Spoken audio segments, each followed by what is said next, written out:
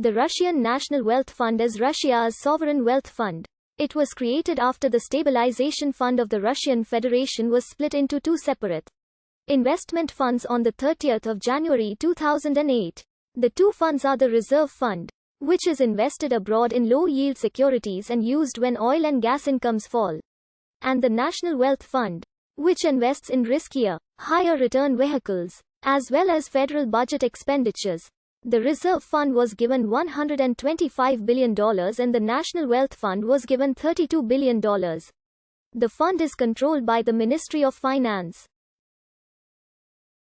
One of the fund's main responsibilities is to support the Russian pension system. The National Wealth Fund will receive funds from investment returns or any excess funds that the Reserve Fund produces. The Reserve Fund is capped at 10% of Russian GDP. And any funds over that will be given to the Wealth Fund. The fund also has accumulated $72.71 billion from taxes and duties it collects on the production and export of oil and gas. According to the Russian Ministry of Finance, the foreign debt securities the fund can invest in must have ratings of R or higher by Fitch or Standard & Poor's, or a rating of R3 by Moody's.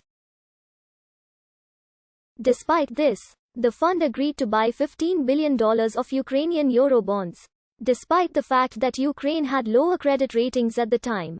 The fund stands out from other global funds with it gathering investments into the national economy itself instead investing everything overseas, so it can provide a boost to the slow modernization of Russian infrastructure in a time of otherwise anemic investment. Other countries like Indonesia are following the Russian example in running a national wealth fund.